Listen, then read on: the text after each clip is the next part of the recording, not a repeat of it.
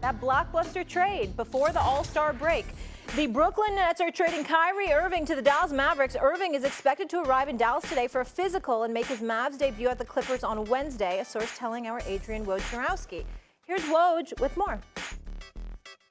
Both Brooklyn and Dallas were motivated to move quickly, get that deal done once they really started to talk on Sunday. I think Dallas, they might have liked to put a little less draft capital in that trade, but they didn't want to lose Kyrie Irving. So they moved to get it done Sunday. They did that with Brooklyn, who now wants to take the assets from that trade, both draft capital and perhaps Spencer Dinwiddie.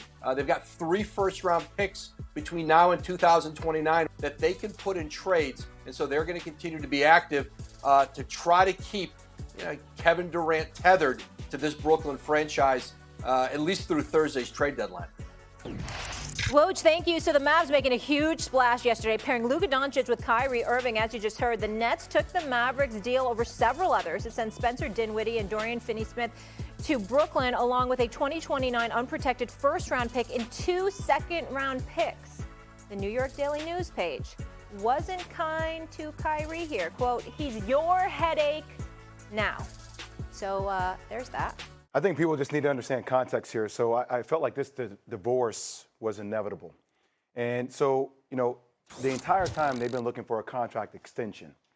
And one of the first times they got a contract extension was around when everything was happening with the pandemic, and literally got offered, hey, look, you can take this shot, you can get the vaccine, we'll give you the extension. Kyrie chose not to, all right? Walked away from the money based upon his principle. So you finally get to this point where Kevin Durant goes down, and then Kyrie Irving is still asking his team for an extension. When you get an extension, 3-year extension worth $100+ million, where the 3rd year isn't guaranteed and it's contingent upon you winning a championship. I got a chance to ask Bobby Marks on our show, Keyshawn, JWill, and Max before, and he said, there's probably 5 players in the NBA right now that have those contingency qualities in their contract. And none of those players are even at the caliber of Kyrie Irving. So they didn't give a reply. They didn't counter back at all. And that's when you saw this need for, hey, look, this is not working out. I've been asking for it. I haven't gotten it.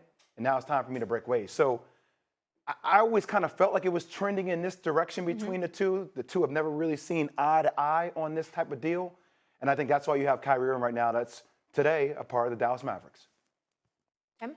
The irony of all of this for me is just a week ago, I was on SVP and I said, man, this is the best stretch Kyrie Irving has had as a Net right now. And he looked engaged. He was consistent every night. He looked bought in. It was the first time since he got there and Kevin Durant got there that they looked like a team that could win a championship. But the way they had played over the last couple of months with KD and while he was out and knowing that he's coming back, and some of their role players that stepped up, I'm like, okay, I'm buying into what this could potentially end up in this year.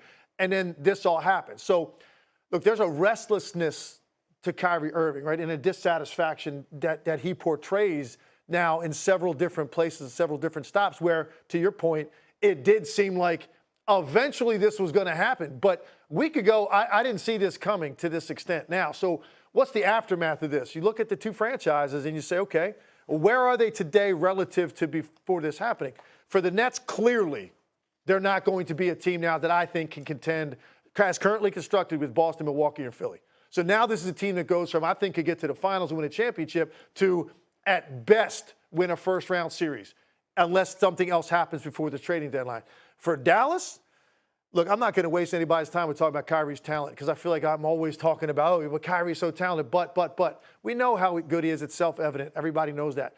The question is the fit with Luka Doncic. Now, this addresses when he's not in the game, and that's been a big problem for them because they have nowhere else to go offensively.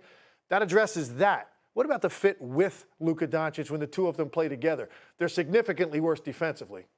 And offensively, is Kyrie going to really, enjoy the way Luka plays stylistically and vice versa? For Luka, you're probably excited to have this kind of talent, but there has to be a fit and a rhythm to your games, the way that they both want to play, and I need to see that. So for me, I don't see how automatically this makes Dallas now a contender in the Western Conference. I need to see those two guys play together significant minutes before I think that they've taken a step forward in Dallas, because I'm just not sure about it, because Luka Doncic dominates the ball to an extent that no other player in the league does. Yeah. And how's that going to fit with Kyrie Irving and his particular set of skills? So I need to see that going forward. Let's just tell the American public what the hell has been going on, okay? We all know. This is not a conversation about Kyrie Irving, the basketball player. We know he's spectacular. He's a superstar. Two categories for me. There's a superstar player and there's a superstar. Tim Duncan was a superstar player. He's going to go out there. He's going to be Mr. Fundamental. He's going to kick you behind. He's going to win championships. He's that. Kyrie Irving's a superstar because he's box office. Kobe, MJ, LeBron, Steph Curry. Kyrie's one of those dudes you walk through the turnstiles to see perform, because that is how spectacular he is. We're not questioning his skills. This is not about basketball. Nobody's going to get, not that you guys are trying, but nobody's going to get slick here when it comes to the Kyrie Irving subject. Kyrie Irving is a superstar basketball player. We're also not going to get into his character as a man. This man has donated money to the WNBA players during the pandemic. His foundation, provided water for over 1,000 citizens in Pakistan. You've got stuff where he's donating meals and all. This dude's heart is in the right place. He is not a bad person. He's a good dude, okay? We're not saying anything bad about him. Here's the problem with Kyrie Irving. You're going to show up to work, because there's always something that distracts him from showing up to work consistently. That is the issue with the Brooklyn Nets. The Brooklyn Nets is not about, what headlines you create. Please, you can deal with all of that. It's Brooklyn, New York. It's not about the headlines. It's about the fact that you never knew when those headlines would lead to him being off from work, okay?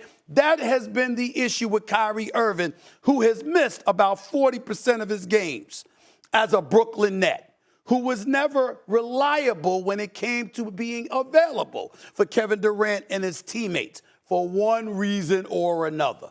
We don't have to regurgitate those same things. I can if you want me to, but I'm not going to do that today. That is the reason why Kyrie Irving had to leave town. So when we ask the question about how does Kyrie Irving look, he doesn't look good. He can give out his tweets and he can talk about thank you to Brooklyn or whatever. You know what? A real thank you would have been showing up so they could see you at the Barclays Center most nights. But unfortunately, throughout your 3+ year tenure in Brooklyn, that was not the case. And all you have to show for it is one playoff series victory. Kevin Durant and James Harden were teammates. It's not entirely Kyrie Irving's fault, but the bottom line is Kyrie Irving, Kevin Durant, James Harden were together. And in the end, after 3.5 years of his tenure in Brooklyn, you got one playoff series victory. Do I think that he's going to go and play? I think in Dallas, he's going to put on a show. All right? We'll see what happens in the postseason, but as an individual, he's going to put on a show. He's going to remind you why he was the leading vote getter amongst guards for the Eastern Conference All-Stars. He's going to remind you of how spectacular he could be. He's going to provide those moments. But he's not going to erase and eradicate the number one question that comes attached to him. Is he going to be available for you when you need him? That is the question about Kyrie Irving, and that's why you see the back page headlines where they say headaches and all of this other stuff. And I'm not saying that that's entirely accurate. Some of it wasn't Kyrie's fault. Like you pointed out, he gave back money. He passed up on the extension. Last year, when he didn't play because he wasn't getting vaccinated, it wasn't like he took the money. He gave it $17, $18 million. He is a principled person, no doubt about it. But in the end, when you sign up to play basketball, that's what people want to see. They want to see you play basketball. And they didn't see Kyrie Irving play enough of it. That is the legacy. What's the ceiling with Kyrie on the Mavs? I think they have a chance to win a championship. I mean, I'm not going to lean all the way in yet. I still think when you lose Dodo and you lose Spencer Dinwiddie, it takes away some of your wings. I still think they have to make a certain style of move. But I will say that I think offensively, they are uniquely different.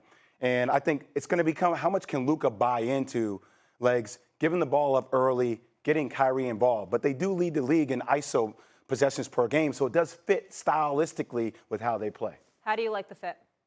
I think Dallas got a chance to get to the finals. Okay. I think that Kyrie Irving and Luka Doncic together are spectacular offensively, can derail a lot of teams no matter what they get, what they lack defensively, because they're so potent offensively, it forces opposing offenses to be more efficient. And I don't think everybody in the West can pull that off. I think it's a situation where you look at Denver, yeah, that's a team that could do it. Memphis has been up in the air. The Clippers have been up in the air. The Lakers, I mean, that says it all. Okay, Phoenix has been up in the air.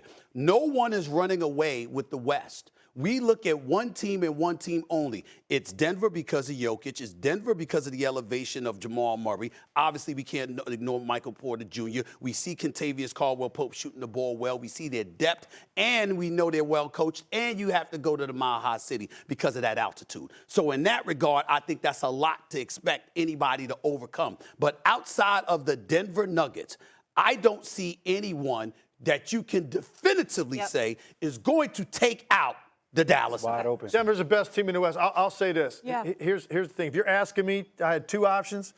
Dallas gets to the finals. Dallas loses in the first round. Yep. I'm putting my money on Dallas losing in the first round before I would pick them to go to the NBA Finals. Okay. Listen, Kyrie has always been at his best playing with LeBron, and that's why we thought it was going to work next to Kevin Durant. Yeah. Like in that second spot, right? That worked great for him next to LeBron James.